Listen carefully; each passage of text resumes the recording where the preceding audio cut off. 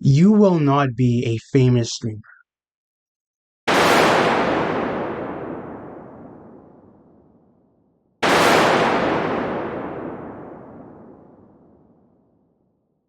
90% of Twitch streamers on Twitch currently, they stream to an extremely low, if not no audience whatsoever, right? Including myself. On the screen right now is a screenshot of my Twitch stats, right? My Twitch stats. And even though I am one of the most entertaining streamers of all time and YouTubers of all time, I'm just a goat, right? Even I have an issue with pulling in thousands of viewers, right? Let alone hundreds of viewers. I haven't even touched 1,000 at all. I only touched 100 once, and that was doing like a raid or something, right? But so far for me, in terms of my career, I've been doing streaming on Twitch and I've done YouTube for over like a year, right? So far. And so far, I have about 90 followers on Twitch. I have about 50 subscribers right now of making this video on YouTube, right? 180 something on TikTok, doesn't matter. But it's been a year of my journey, right? So this is why I'm making a video on why streaming is impossible in 2026. All right? I think I have about 3 to 4 categories. So let's start.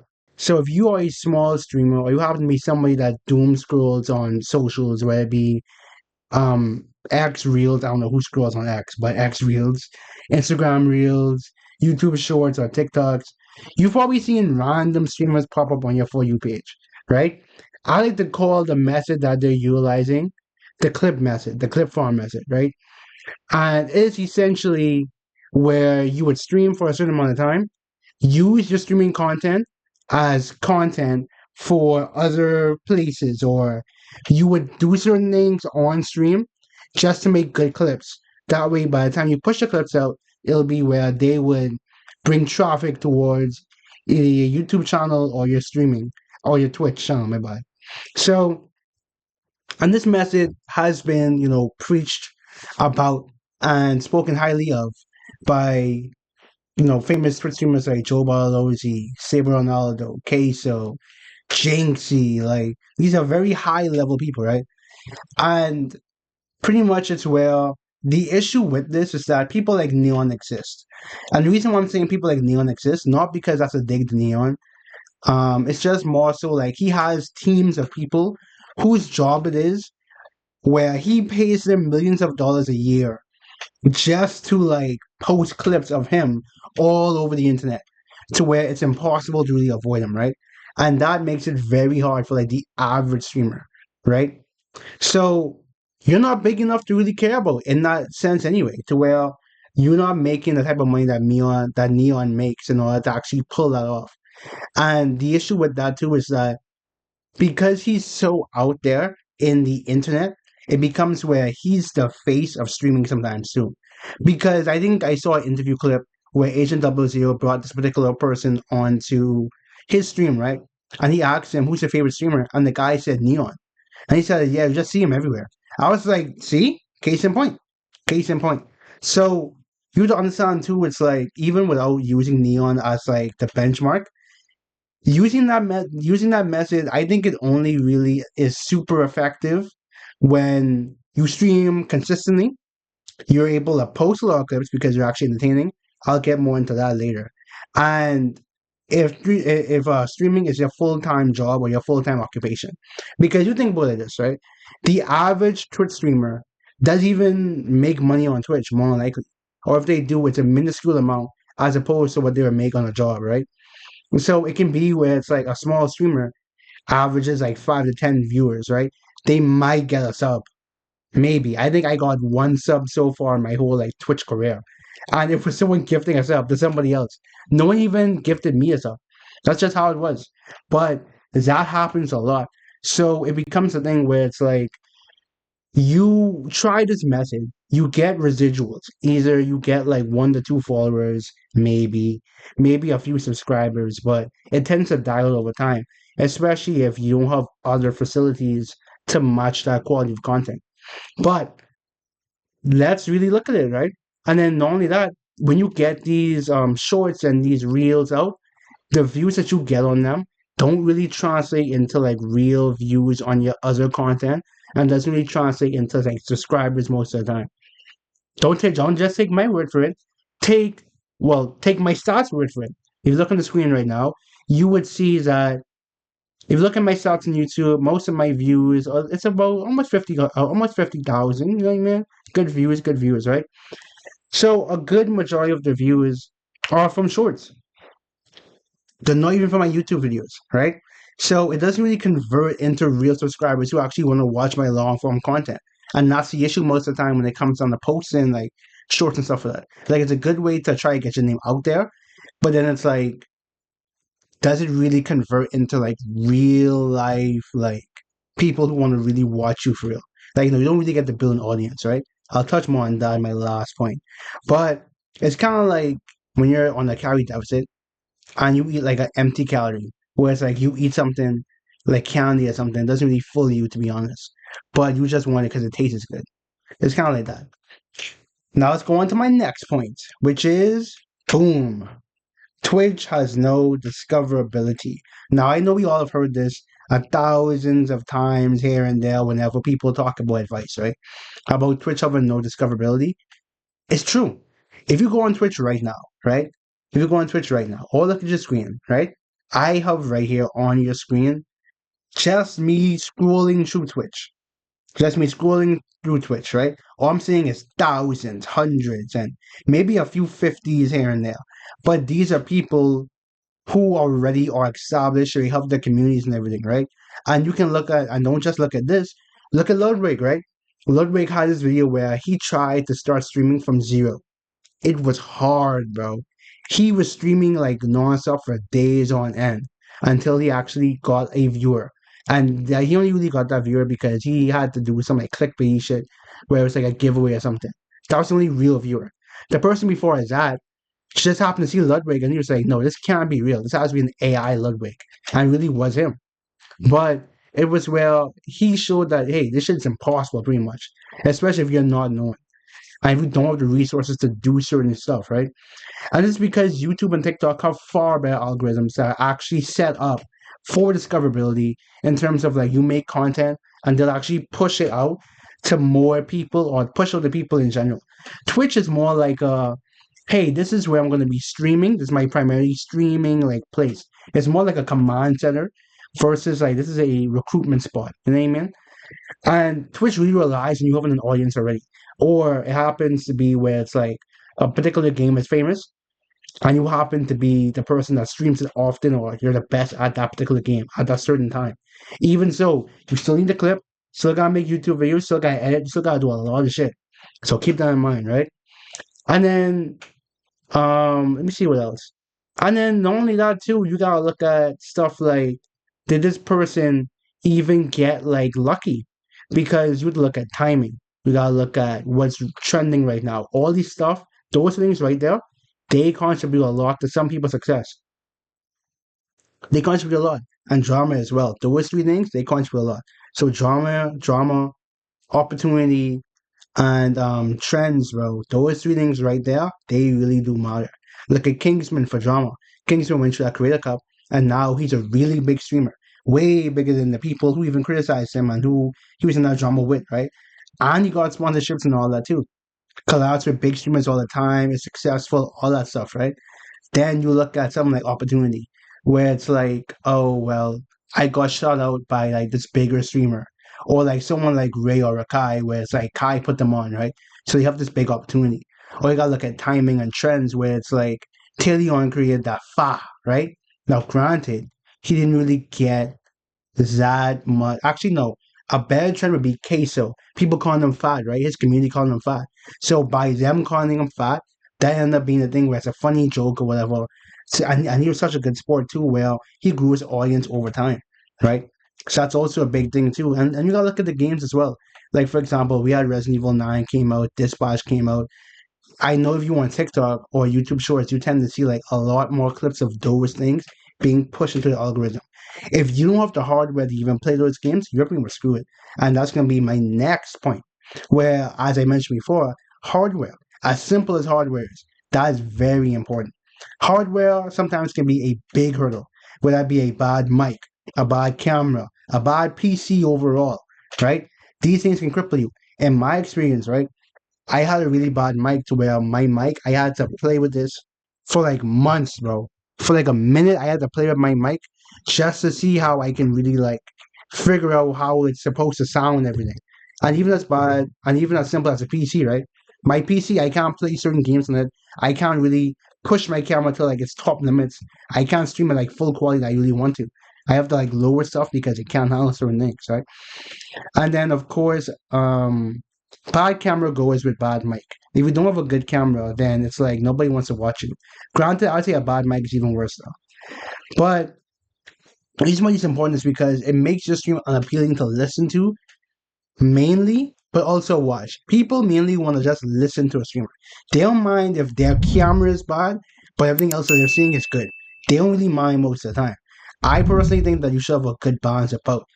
And then not only that, day by day, more streamers are getting more and more advanced. So it's where like it's like this, where it's like a deadlock of like you need to be able to simultaneously be entertaining and also simultaneously be able to have like the best equipment that you can possibly manage in order to actually keep up of like a decent like level of like success. It's kind of like Fortnite where you have people like Miss and Tfue and Daquan, right? Where they were like the top streamers at a certain point. But it's like you fast forward nowadays, right? To where Fortnite evolved over time and kids are now playing at their level when they were professionals casually. So now it's like they would get ruled by any average 12 or 13-year-old who just happens to have like a game or something to play Fortnite on. It's crazy.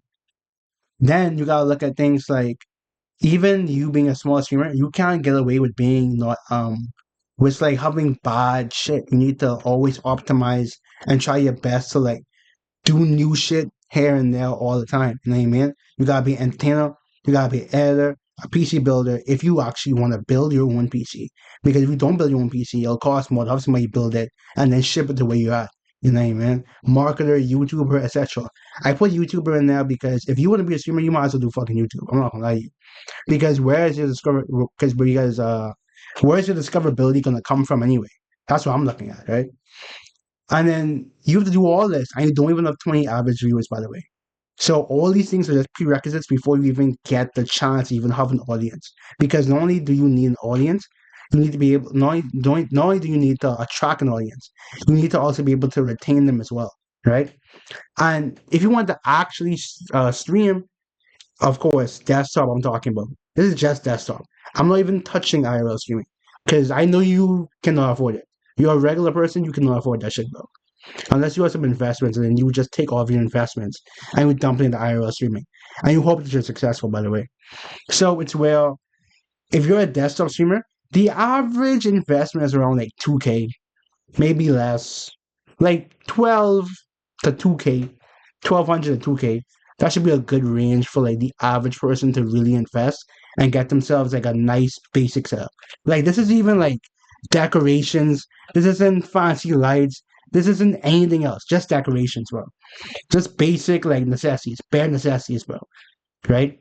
So if you invested, so imagine you invest all that money and no one is talking in chat. That's crazy, bro. And then you gotta compete with people like Queso, compete with people like Joe Barlozzi, compete with people like fucking Tony Salvici sometimes too, RDC, all that, right? And you have to look at it too. These people have editors, they have clippers, they have managers, they have all these different people that are there helping them to push their content out, right? So that's what you're competing against for real.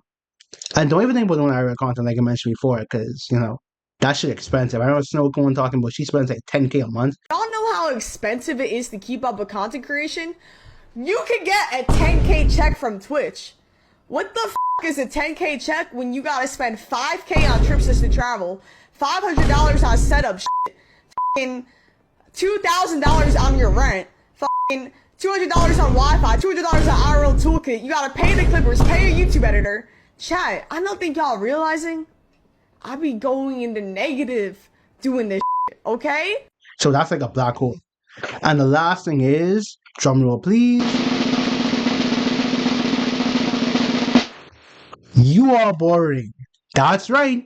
You're boring. You're not entertaining whatsoever. And that's why you haven't made your big break. That's what really it comes down to be honest, right? Now, This makes or breaks a streaming career, to be honest, right?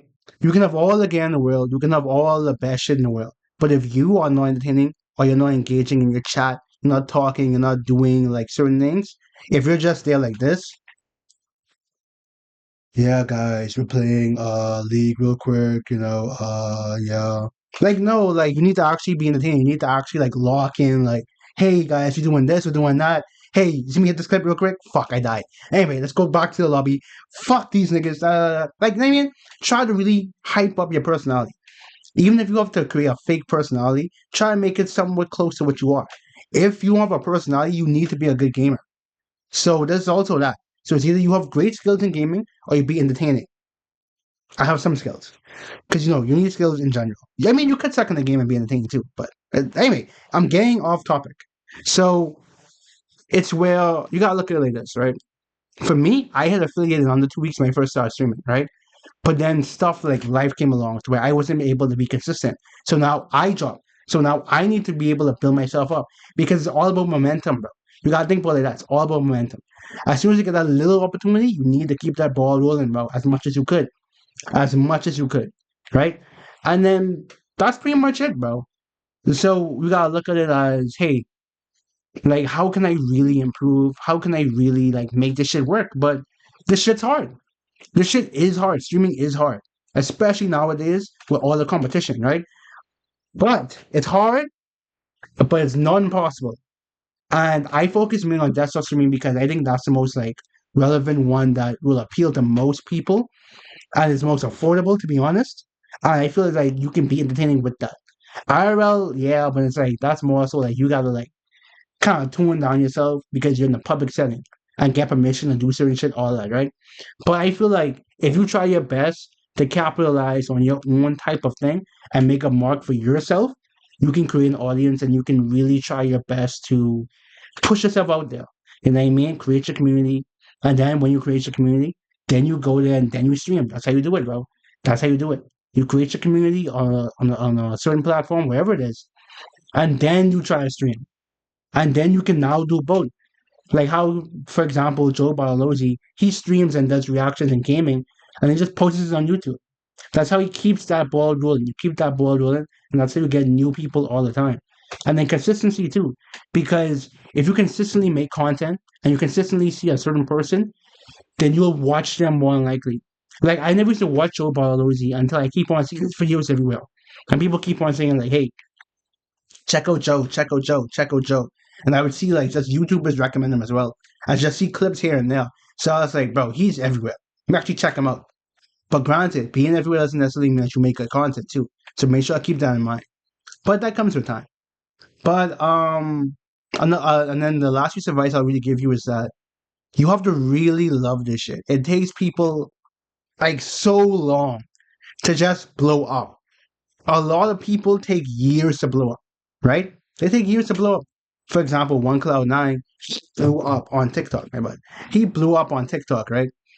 When in reality, it's where One Cloud Nine ended up having this one YouTube channel for 3 years straight creating content.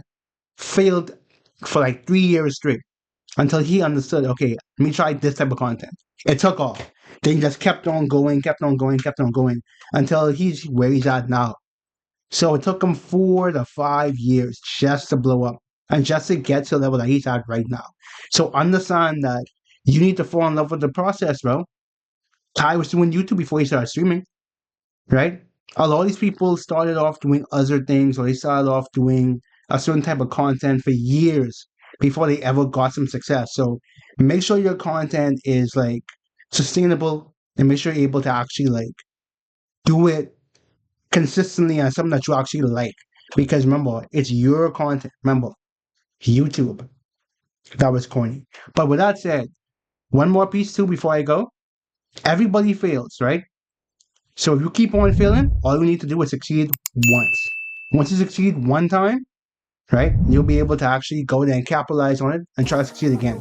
And just keep on succeeding after that. Keep on finding formulas to really crack the code.